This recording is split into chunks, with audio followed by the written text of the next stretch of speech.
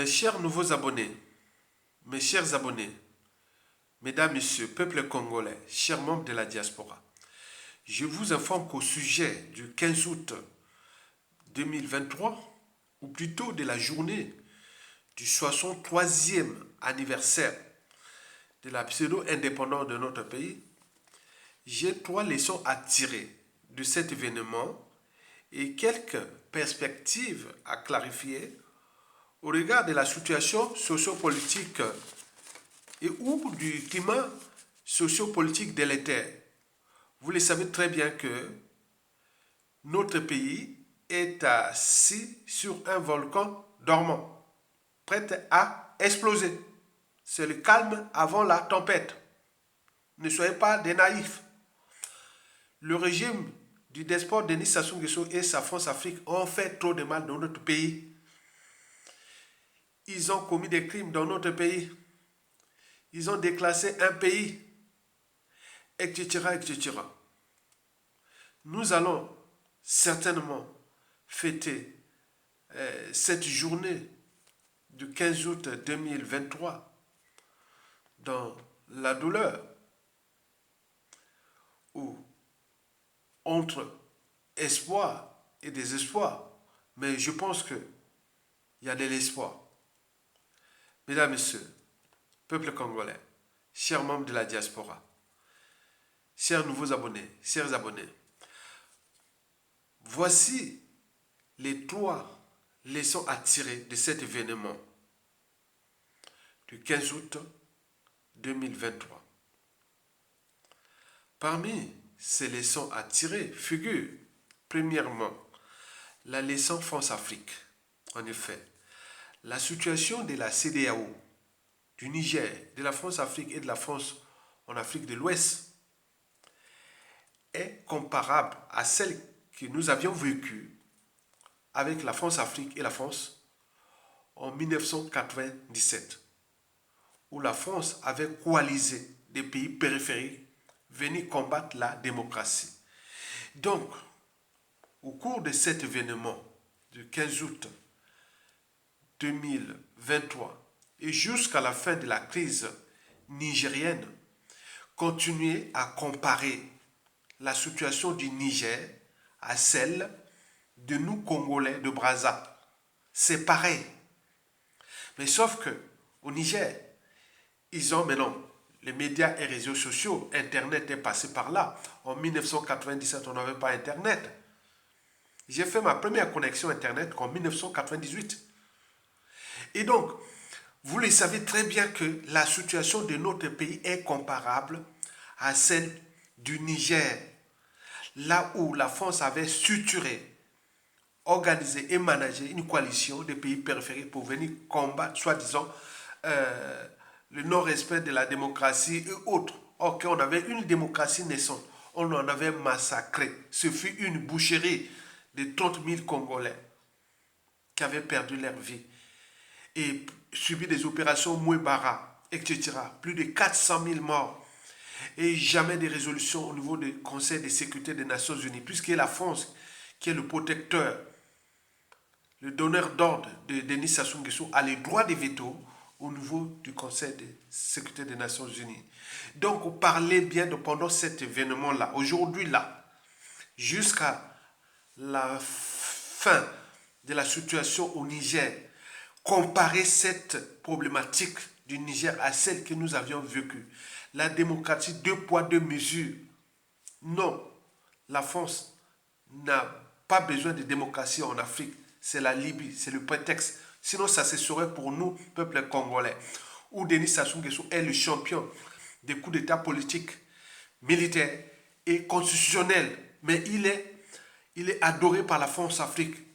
Et l'oligarchie politico-affairiste française vont là-bas. Il va là-bas pour les passe-droits, les rétrocommissions, les mallettes et valises africaines, les retraites dorées, les financements occultes, etc. Sassou, c'est la pièce maîtresse de la France-Afrique au Congo. Vous savez que dans une machine, il y a toujours une pièce maîtresse. Lorsque vous la perdez, la machine ne marche plus.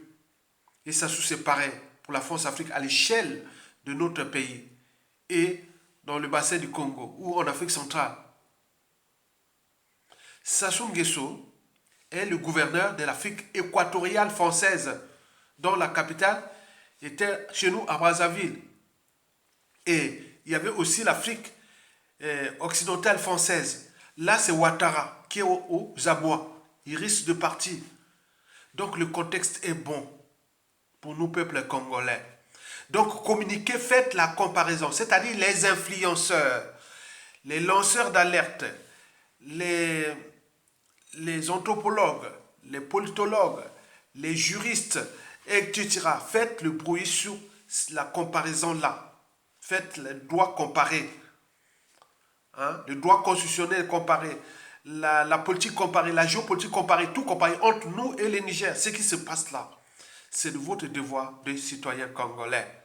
Donc cette journée du 15 août est bon pour nous parce que nous allons continuer à alimenter le débat à travers les médias réseaux sociaux sur la comparaison entre ce qui se passe en Afrique de l'Ouest et ce qui s'est passé chez nous. C'est-à-dire la France-Afrique voulait répéter ce qu'il avait déjà expérimenté chez nous, la boucherie, là-bas. Mais sauf que les Ouest-Africains, ah non, c'est pas possible. Donc communiquez ça, envoyez ça des commentaires dans tous les médias ouest-africains pour que Sassou Nguesso soit grillé, que la France n'est pas là pour la démocratie, non, ni les Occidentaux, non, il y a autre chose, c'est les matières premières.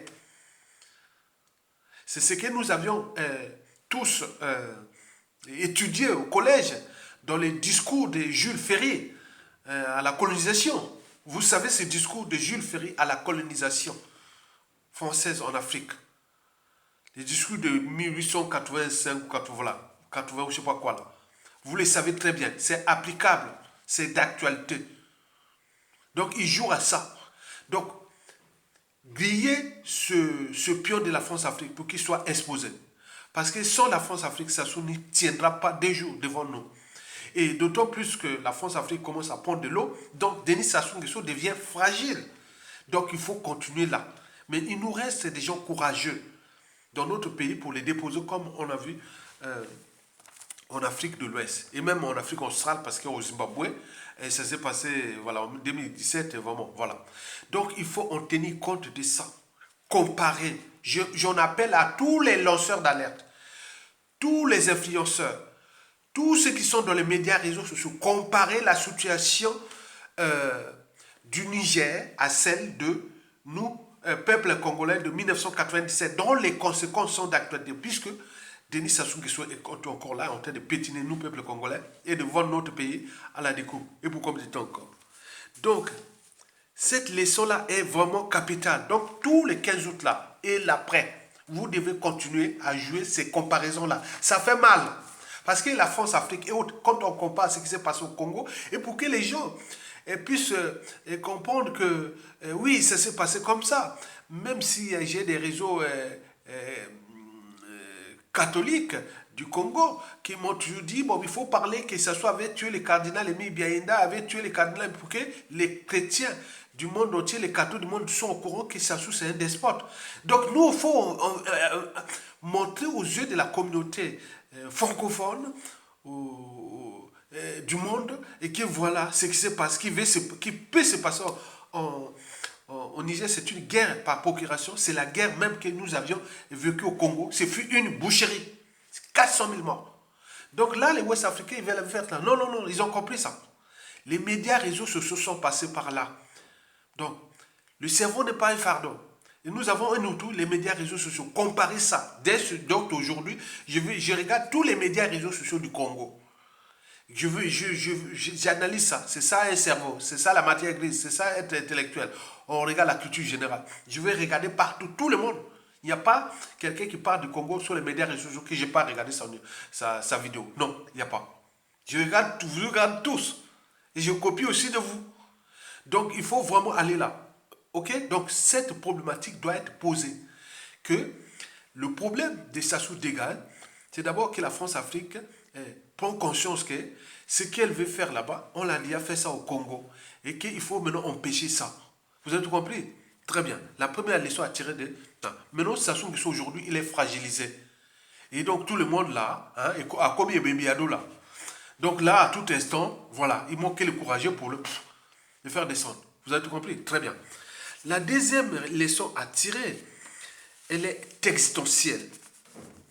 Et pourquoi? Parce que nous avions, quelque part, eu une mauvaise rencontre.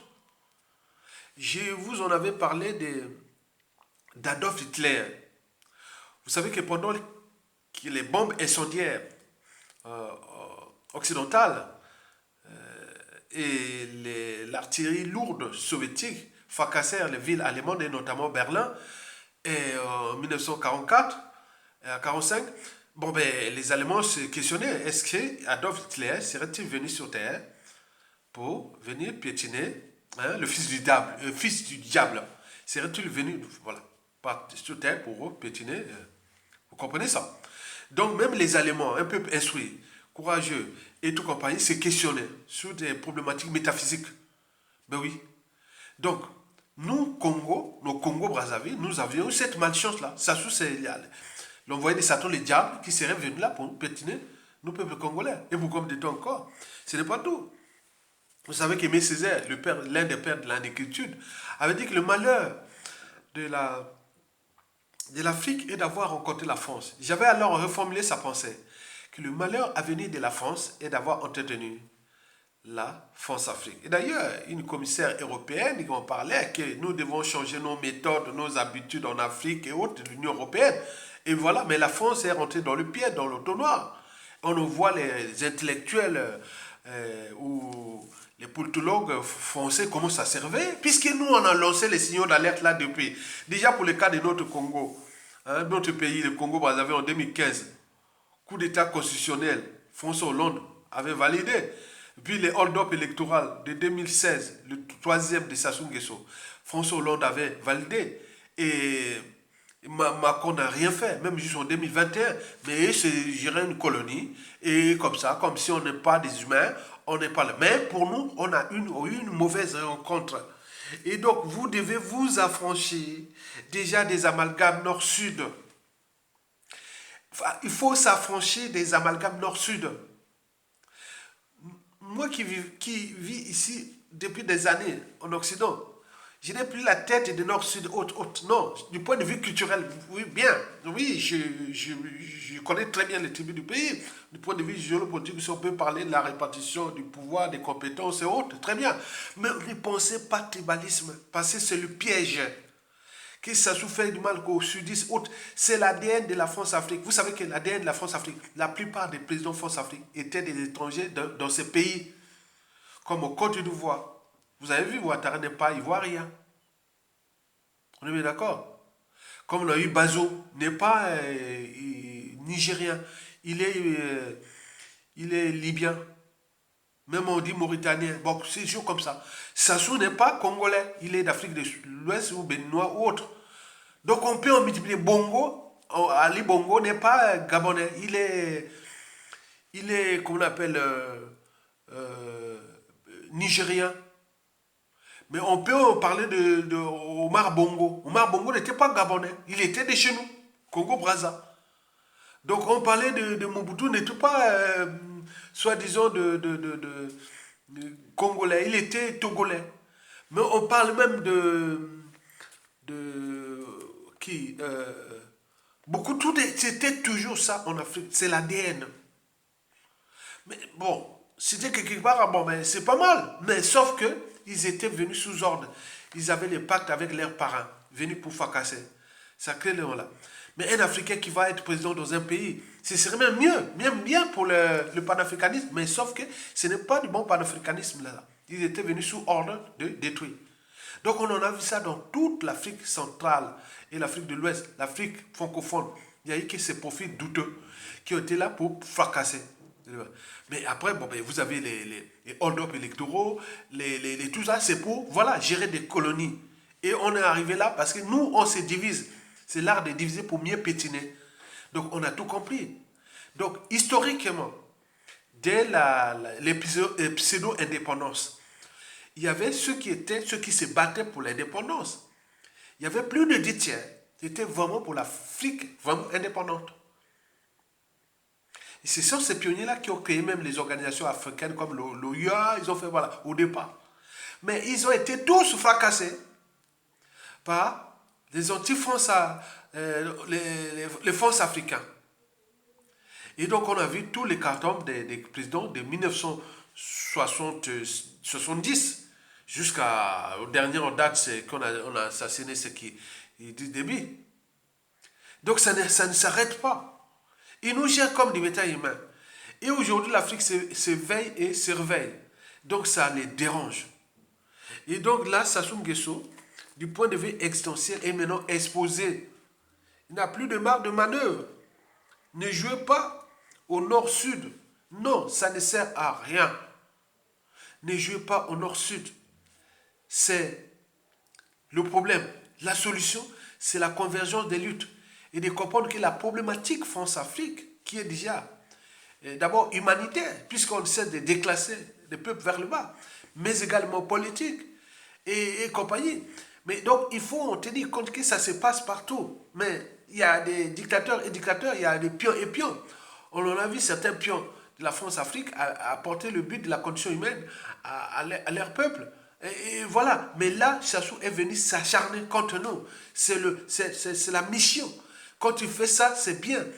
Ça fait plaisir à ses maîtres, à ceci que les Congolais, les Africains soient dans la merde. Hein? Donc, voyez ça. Donc, vous avez tout compris. Donc, Sassou Nguesso fut une malchance pour nous. Parce que dans toute organisation, qu'elle soit État, entreprise ou association, lorsqu'il y a un dysfonctionnement, c'est celui qui a la tête qui en est responsable. Le poisson pourrit toujours par la tête. Et donc, quand la tête est pourrie, tout est pourri. La chaîne des responsabilités, je vous l'ai dit, que la presse, il ne faut pas aller mélanger les responsabilités pénales par association. Certainement pas. Vous allez vous tromper dans 100% des cas. Il faut individu par individu. Administration par administration, ministère par ministère, institution par institution, tout, et vous allez assainir ça. Mais si vous commencez à mélanger que tous les nordistes ou tous les sudistes, non, ça c'est l'ADN Sassou Nguesso. Donc il faut s'affranchir de là. Donc les responsabilités sont là. Vous allez comprendre pourquoi.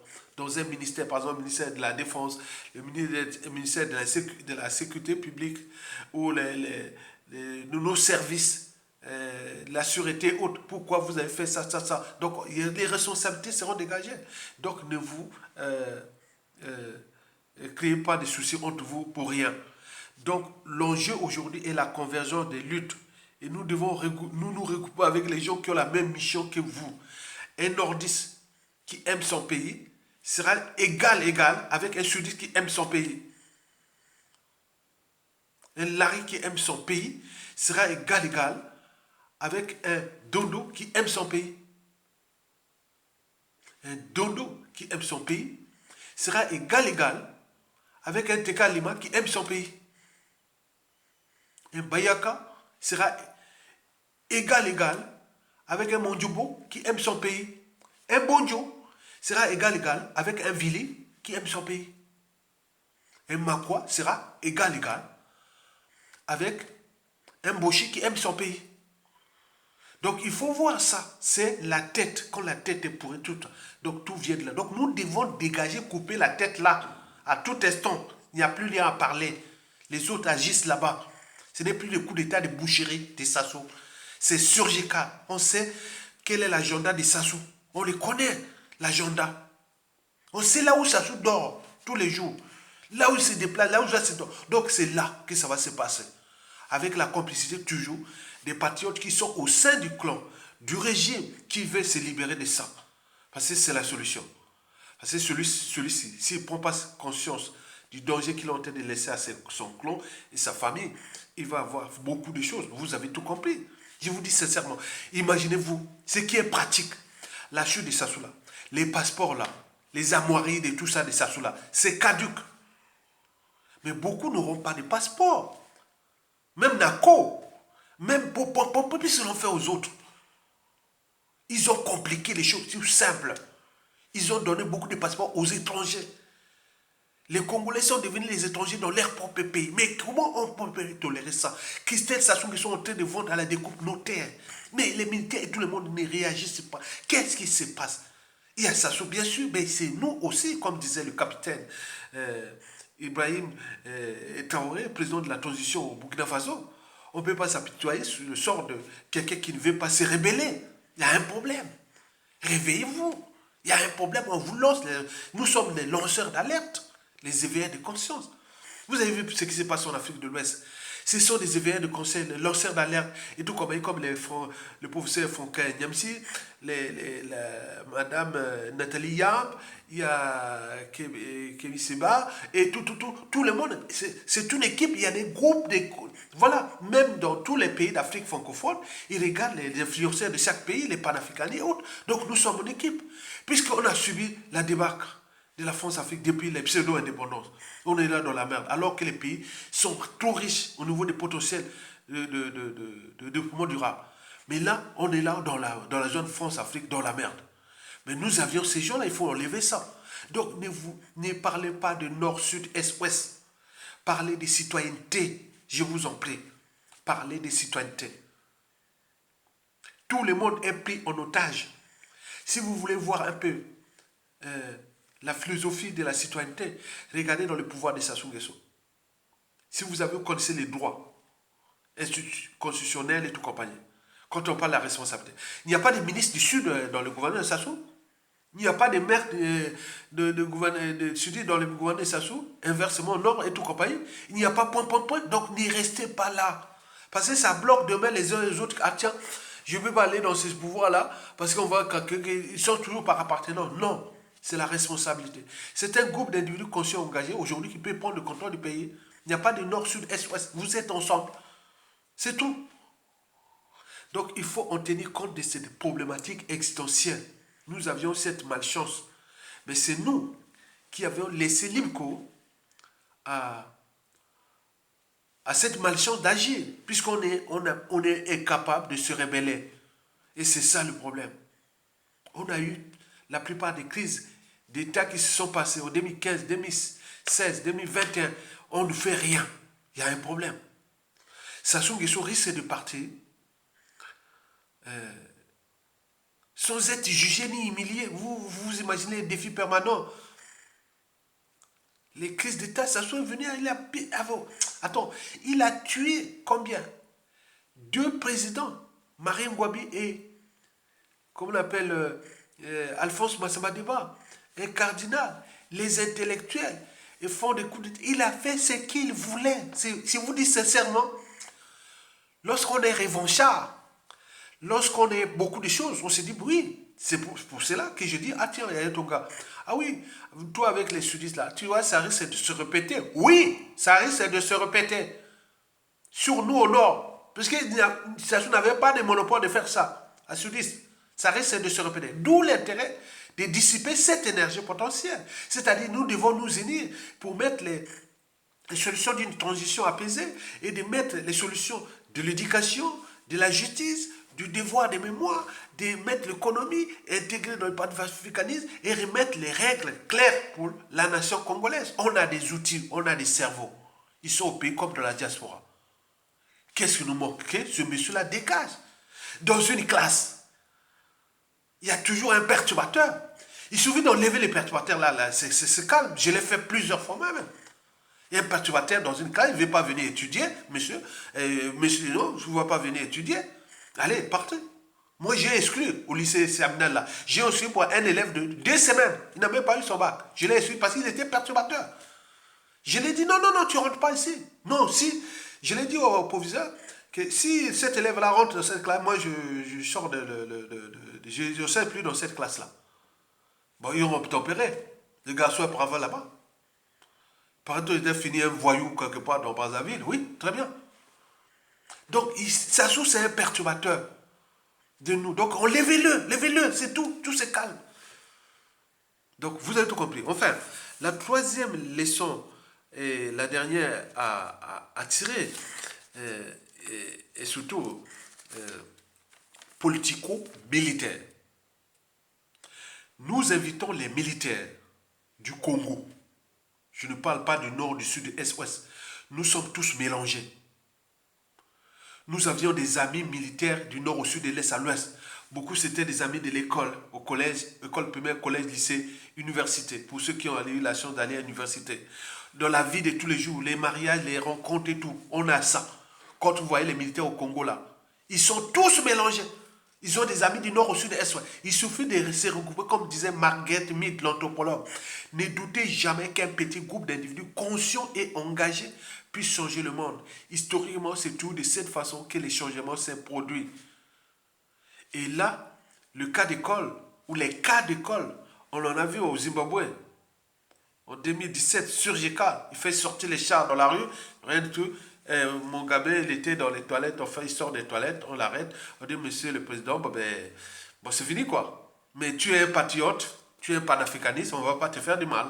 On va te mettre là, voilà, donc c'est fini. Bon, lui, il est dans l'addiction du pouvoir. Il a essayé un peu de résister. Non, non, non, monsieur le président, tu restes là. Donc, il essaie de passer une semaine, 2 semaines, voilà. Après, il a compris. La raison est revenue. Bon, ah oui. Mais vous savez qu'il n'y a pas que nous, l'humain, qui avions raison. Mais vous voyez comment les félins, hein, les prédateurs, là, comment on l'appelle. On en a vu, même les lions. Tuer un buffle. Il y a tellement de vautours, des hyènes et tout compagnie. Bon, ils sont harcelés. Bon, la raison finit par l'emporter. Ils laissent le butin. Ils sont partis. Bon, c'est bon. On a déjà mangé notre part. Bon, c'est bon. On a vu aussi les guépards et aussi les léopards. Hein, chez nous, au nord du Congo, on appelle le léopard ou la panthère ngwe. Et donc, on a vu lasser l'antilope, la proie. Bon, c'est bon. Moi, il m'est arrivé dans la chasse, parce que j'ai fait beaucoup d'opérations de chasse, différentes chasses, mais la chasse que j'ai fait beaucoup, la chasse, c'est la chasse au filet.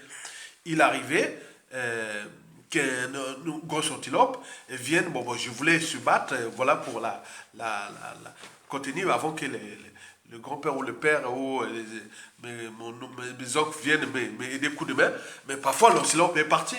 Bon, j'ai eu certainement une simple dépression, un peu temporaire, que j'ai perdu le gibier qui était dans le filet, il est parti. Bon, il m'est arrivé plusieurs fois comme ça. Bon, ça donne une petite déprime de quelques secondes. On fait la philosophie, bon, c'est pas grave, c'est pas grave. Voilà. Donc, là, aujourd'hui, dans le contexte de nous, peuple congolais, vous devez inciter les militaires à prendre leurs responsabilités, que nous devons agir et maintenant. Les militaires là doivent se tuer, savoir là où se cache Sassou Nguesso là où se déplace, surgical. Regardez bien ce qui s'est passé au Burkina Faso, au Mali, en Guinée et aujourd'hui au Niger, surgical, sans mordant. Ça, c'est le cerveau, ça, c'est la matière grise. Ce n'est pas les boucheries des coups d'État de Sassou Nguesso, ou les boucheries font savoir qu'ils veulent le faire au Niger. Non, nous sommes des cerveaux, nous aimons l'humain. Nous sommes humains, nous sommes dans l'humanisme, l'Africain. L'Africain n'a jamais créé de guerre mondiale. Il n'a jamais tout. C'est pas ça. C'est pas dans notre ADN. Aller faire les boucheries, les guerres. Non, on n'a pas ça. Mais ça, on nous a importé, on a mis ces gens-là. Maintenant, les Occidentaux sont un peu coincés parce que c'est leur ADN. Là où c'est le sang qui coule. Oh, tu comme ça, il faut le... Non, on n'est pas comme ça. Donc, vous devez en tenir compte de ça, que Sassou doit être fait surgicalement. Et donc, les Mboshi, là, devenaient des justes, rentrés dans l'histoire. Parce que, déjà, je vous l'ai dit que si Sassou Nguesso chute, il ne faut pas qu'il y ait un Mboshi au pouvoir. Même si c'est volonté, vous êtes là. Vous pouvez être dans les instants de tous les restes ensemble, très bien. Mais pourquoi? Parce que si vous rentrez dans le pouvoir, vous devez rendre justice. Les Mboshi doivent rendre justice. Mais comme vous êtes entraîné, conditionné, sous emprise de vos... repères culturels, et comme si l'État c'est propriété privée, vous avez des dettes morales et tout compagnie. Non. Donc vous allez faire quoi? Si tel est président de ton zone ou du pays, il prend là, mais il va condamner les gardes de tribu, il va avoir des conflits entre vous-même. Et donc ça ne va pas marcher. Vous n'allez pas aller loin. Il faut quelque sorte de Mboshi qui pourra diriger le Congo, transition et autres. Mais n'essayez pas un garde chez vous. Ça ne va pas aller parce que vous allez avoir les tensions entre vous-même et autres. Désolidariser vous, tirer les ficelles derrière, trouver les stratégies d'avancer et rendre justice là où il y a injustice et amener la paix et tout compagnie. On avance un pays parce que l'histoire du Congo est éternelle. Ça n'est qu'une parenthèse de l'histoire du Congo. Et vous allez tout gaspiller de votre existence, de vos enfants et petits-enfants pour encore tout ce siècle à cause d'un despote qui n'a cessé de tuer les gens. Sous ordre de la France-Afrique, qu'on appelle le Néron tropical, certainement pas.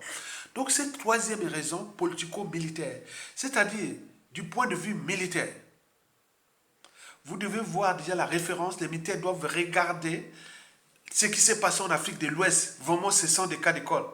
J'adore ces militaires d'Afrique de l'Ouest. Parce qu'on parle des hold-up et des coups d'État constitutionnels et même des coups d'État civils aux coups d'État militaires. Donc, inversement, c'est ça. Voilà. Donc, c'est très bien. Et donc, vous voyez comment ils ont fait là-bas. C'est la matière grise. J'adore. La matière grise, regarde la stratégie. Tu le vois tout simple là. Regarde, ils n'ont pas tué. Hein. Regardez, est-ce que vous avez une boucherie à la boucherie de Sassou 400 000 morts. Voilà. Ils voulaient amener ça au Nigeria. Ils ont refusé. Donc, du point de vue militaire, individuellement et collectivement, vous devez en parler à vos frères du nord, du sud, de l'est à l'ouest. Que le temps est venu d'agir. Sassou n'est que de passage sur terre. Il va nous laisser inhumains. Et nous sommes là comme des moutons en train de les défiler. Et autres, lui, il se moque de vous. C'est un conquérant armé. Il nous conçoit comme ses sujets indigènes et esclaves. Et même du bétail humain. Parce que dans sa tête, il est là. Quand il est avec ses maîtres blancs, tu vois, dans les souris, là, ils se sont civilisés. Attends, c'est pas possible. Ça fait rire. Donc, c'est ça, les négos, complexés à fond. Mais du point de vue civil, vous devez accompagner, puisqu'ils vont créer des situations là pour que nous restions dans les émotions. Non, on arrête là, on emprisonne là, on fait disparaître par là. Non, ce n'est pas un problème. Mettez seulement la pression sur les militaires, qu'on choisit la solution, soit le coup d'État militaire salutaire ou la rue. Et donc cela, la paix envers Sassou Nguesso est imaginaire. Il n'y a plus les mercenaires là qui étaient les Ukrainiens qui nous tuaient en 2016. Il n'y a plus ces mercenaires. Les Ukrainiens là, ils sont toujours partis se battre pour leur pays. Les mercenaires de Sassou, qui étaient la plupart des Ukrainiens qui nous massacraient. Maintenant, ils se battent maintenant pour leur pays. Sur la loi du karma. Mais il reste quoi? Les mercenaires qui l'amènent aux Rwandais. Même les Rwandais, eux-mêmes, ils ont peur. Ils sont au pays là, ils disent, ah tiens, Kagame risque de nous apporter des soucis. Puisque si ça déclenche et que c'est les mercenaires de Kiki qui sont rwandais ou autres, qui prennent des trucs là au pays, le Rwanda n'est pas frontière avec le Congo-Brazza. Mais ça risque de se terminer par quelque chose de problématique pour les Tutsis qui sont au Congo. Puisque les Hutus sont déjà les victimes du régime de Kagame. Donc il faut toujours penser à nos frères Hutus. Ils sont des victimes du point de vue en topologie culturelle. Ce sont des Bantous. Donc les Hutus là, qui ont même servi Sassou ou Kagame ou tout compagnie, ce n'est pas le problème. Mais ils reviendront à la raison. Ce sont les nôtres. Mais par contre, les Tutsis, ils sont dans l'exposition. Ils sont là comme des colons instrumentalisés par l'ordre mondial occidental. Donc on veut les faire pour semer les bazars dans toute l'Afrique francophone. Surtout à l'échelle du bassin du Congo. Et pour combien de temps encore? Nous avions compris. Les Tutsis et les Paul Kagame doivent comprendre ça, que si ça sous-tombe, la problématique rwandaise au Congo est réglée. C'est réglé. Ou vous répartez, ou on vous met dans les situations que vous serez obligé de partir, puisque vous allez vivre l'enfer. Tous les travaux, gros travaux, de tout ça, c'est vous qui allez faire ça, la main-d'œuvre gratuite. Vous n'étiez pas venu avec les bonnes intentions. Vous êtes venu sous ordre de l'ordre mondial, sous ordre de coloniser, de faire du mal. De se préparer à mettre un tordu à la tête de notre pays. Ça, c'est maintenant connu. Donc, vous, on comprend ça. Il y a trop d'enjeux en cours. Donc, regroupez-vous avec les gens qui ont la même mission que vous. Chez les Mboshi, là, il n'y a pas tous qui les Mboshi. Bien sûr, qui n'ont pas été, voilà, à la hauteur de prendre là. Mais ceux qui sont au sommet de l'État, au niveau des armées, au niveau de tout ça, je vous dis sincèrement, ceux-là, ils auront des soucis à se faire parce qu'ils n'ont pas pris leurs responsabilités. Donc ceux qui sont dans l'ombre, c'est eux qui peuvent nous donner un coup de main. C'est facile. Étudier ce qui s'est passé en Afrique de l'Ouest pour arrêter les tyrans. Vous avez tout compris? Très bien. Mesdames et messieurs, peuple congolais, chers membres de la diaspora, chers nouveaux abonnés, chers abonnés, bon, au regard de ce qui se précède, je vais ici aujourd'hui, maintenant introduire les débats sur les perspectives de l'après 15 août. Bon, il y a d'abord le contexte. Le contexte est bon. Parce que sur la France-Afrique, ça ne rien. Mais si la France-Afrique prend de l'eau, est-ce qu'elle va encore continuer à mettre des tensions au Congo? Nous sommes un pays qui compte en Afrique centrale, puisque nous avons le grand voisin, la RDC. Nous avons l'Angola à côté. Le Congo, c'est la colonne vertébrale, le Congo-Brazzaville. Donc la France doit comprendre que si elle ne fait pas attention au Congo-Brazzaville, à libérer le Congo-Brazzaville du joug de Sassou Nguesso, il est certain qu'elle aura des soucis en Afrique centrale. Quand le Congo va s'affranchir de la France-Afrique, il est certain que la France n'aura plus de marge de manœuvre en Afrique centrale. Ça, c'est sûr et certain. Puisque le Centrafrique est déjà anti-France-Afrique. La RDC n'a jamais été du côté de la France-Afrique. C'est pas, voilà. Mais là, qui va rester? Le Gabon, le Cameroun et autres, ils ne vont pas aller loin. Donc, vous avez compris, le Tchad est déjà enclavé. Il va être bloqué par le Cameroun, puisqu'il y a beaucoup... Donc, vous comprenez ça. Il y a des enjeux géopolitiques à l'échelle sous-régionale. Donc là, nous suivons d'abord l'évolution des présidentielles au Gabon, qui vont se passer à la fin de ce mois.